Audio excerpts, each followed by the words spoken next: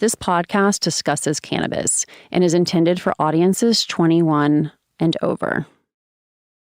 Well, I think as a police officer, you saw that we were arresting people over and over again for the same thing, and drug use was not going down. In fact, drug use was going up. So there was no correlation between our arrest and reduced crime. It was having the opposite effect. And then once I retired and went into the communities and worked as a lawyer one-on-one with folks who were living through the consequences, the collateral consequences of these failed policies, and particularly criminalization of their lives, being forced to pay over and over again for a seemingly innocuous offense like possession of marijuana. And, 10 years later, they still can't, get a decent apartment. Welcome back to How to Do the Pot. I'm April Pride, and I do the pot. The clip you just heard was from Lee Maddox. She's a retired state trooper who sees the war on drugs as a devastating failure. And she's just one of the amazing women on our social justice episode, which you may recall first aired last November. And considering current events and the fact that we know that less than 5% of cannabis businesses are majority owned by Black people, I highly recommend that you take the time, 30 minutes, and listen to this episode to find out how the choices that you, as a consumer, make at point of purchase will help shape the cannabis industry into one that we can all be proud to work in and support, period. If you like our podcast, How to Do the Pot, please share it with someone and rate and review us on Apple Podcasts. It helps more people find the show.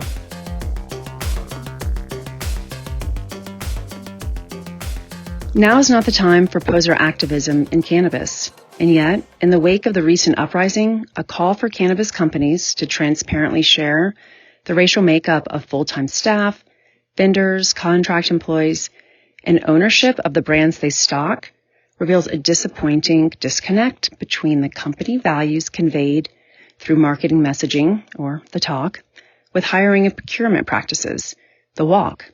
To spell this out once again, those of us working in weed are earning a living selling a product that Black people are 4 times more likely to be arrested for possessing to this day. Black people claim less than 5% majority ownership in the U.S. cannabis industry. Where is the upside in legal weed for Black people? How to Do the Pot social justice episode first aired 6 months ago as part of the podcast's inaugural season. It is also the episode that gives voice to the consequences of this blatant, continued hypocrisy when it comes to weed's profit and punishment. Now hear from 2 of the episode's featured guests, Raven Duckett, an entrepreneur and California's first social equity license holder. You have stories of people being like, well, my brother was thrown in jail because he had an ounce on him, so I'll never touch that cannabis plant in my whole entire life. It's like the worst thing you could do. Kind of like feelings, which is like, that's a real emotion and that's a real experience that you had, but it doesn't have anything to do with weed, and it has a lot to do with the system that we live in and things were set up. But it's like people associate a lot of that, a lot of all the like fears and trauma of like the whole war on drugs is directly associated with weed. Liz Mora, a Los Angeles-based cannabis equity holder who, as a young mother, was separated from her children while in prison for a cannabis conviction. Over a year in federal custody, 2 years probation, but I losing my kids, having to be away from them for so long. When my daughter was 7 months, Esteban was 9 years old. It was pretty hard. Raven, Lee, and Liz are real women who share real stories everyone buying legal weed really needs to hear. Why? Their words will echo every time you consider the brands you buy and the people into whom you're investing your dollars. We talk about the importance of voting with your dollars, and if not in weed, then what are we doing here? I, April Pride, alongside the podcast co-creator, Ellen Scanlon, know what we're doing here, which is best articulated in an article that I found and that you can find links to in the show notes on our website. And I'm quoting here, "White women have a responsibility to be conscious and intentional and using their power and influence to remove barriers and clear the path for all women, end quote. As white women, Ellen and I advocate for better financial and health outcomes for all women, thanks to cannabis. This is what we're passionate about, our talk. Number 1, we believe the cannabis plant engenders connection and collaboration. The foundational blueprint of our industry should reflect similar values and community. Number 2, we want women working in cannabis to attain great personal wealth. The cannabis industry offers women of every color an opportunity to create generational wealth, to begin addressing the gender and racial wealth gap in our country. In order for this to happen, much greater investment in non-white, non-male cannabis founders is needed from angels to VCs. Number 3, we want women making decisions about women's cannabis needs. As we've seen in healthcare, without women in decision-making roles, our priorities aren't considered. Cannabis is now a wellness product strongly marketed to women, yet this influential consumer segment is underrepresented in the boardroom, the C-suite, and other pivotal roles throughout the supply chain. This is what How to Do the Pot has done, what we are doing, and what we will continue to do. This is our walk. Number 1, since inception, our primarily outsourced marketing and production teams have been 82% women, 33% non-white, with 13% Black people and 13% LGBTQ+. Going forward, our hires will continue to reflect that of the U.S. population, at least 50% women, 40% non-white, and with 15% of those being Black people and 5% LGBTQ+. Number 2, our social justice episode only includes in-kind sponsorship. We don't accept money from advertisers, and instead we feature a cannabis brand founded by a Black woman. Number 3, personally, I'm invested in 3 cannabis startups, 2 of which have Black women as founders, including Frig, getfrig.com, founded by Kimberly Dillon, as well as Community Gardens, founded by Raven Duckett, who we heard from earlier, as well as Demetrius Robinson and Malachi White. Ellen, my business partner, facilitated a 6-figure investment for Community Gardens. The third company I invested in is Barbary, co-founded by Meryl Montgomery and Valerie Sarkoda. Meryl is a woman of color, Valerie's a white woman, and these are the first angel investments I've ever made, and I did so very conscientiously. Please, again, listen to our social justice episode because it offers exactly what you should know about why the particulars of the brands you choose to support in cannabis actually matter.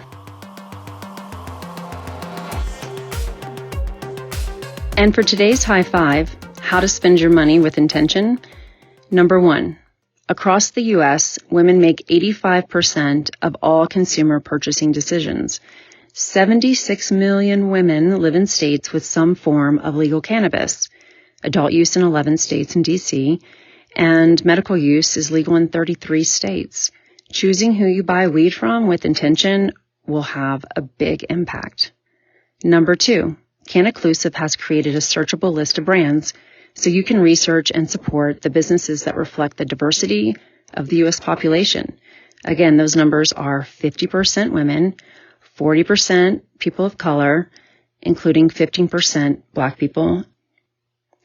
Number 3, consumers will have to lead the way because investors are not. In 2019, only 2.8% of venture capital money went to women-founded businesses, and Black women founders received less than 0.2% of venture funding. Number 4, in cannabis investing, the trends are not good.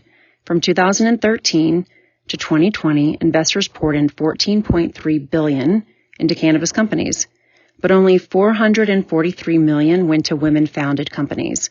That's less than 0.003%. Even finding investment data on companies founded by Black women is a challenge, so let's assume that the numbers are very, very small. Number 5, how can we combat the stark racial inequities in the cannabis industry? We believe in economic empowerment. Supernova, an organization formed in 2015, says it best.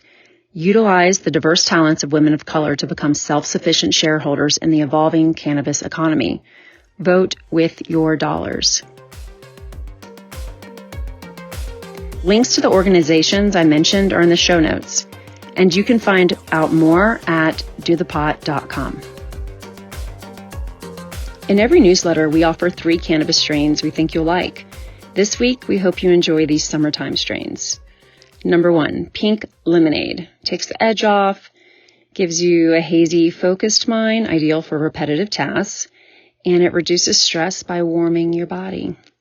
Granddaddy Purple. Relaxed body, dreamy mind. Best if you can settle into a couch, if you know what I mean.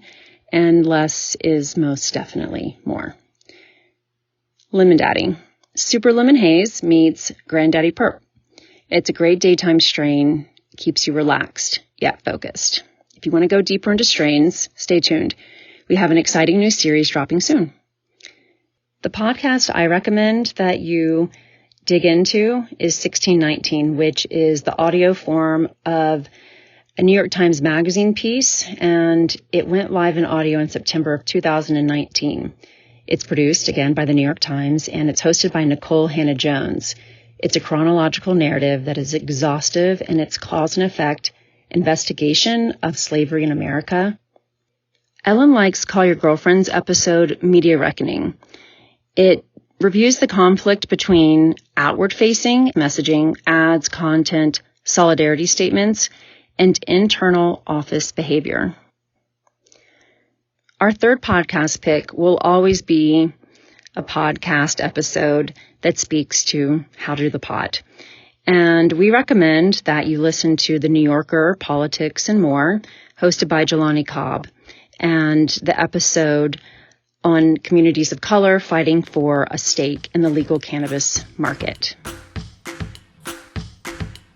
Thank you for listening to How to Do the Pot. Let us know what you think. Find us on Instagram @DoThePot, and you can follow me @AprilPride. And for lots more information about cannabis and women, visit dothepot.com. Thanks to my co-founder, Ellen Scanlon, Maddie Fair, our brand manager, and our producer, Nick Patry. I'm April Pride, and we'll be back soon with more of How to Do the Pot.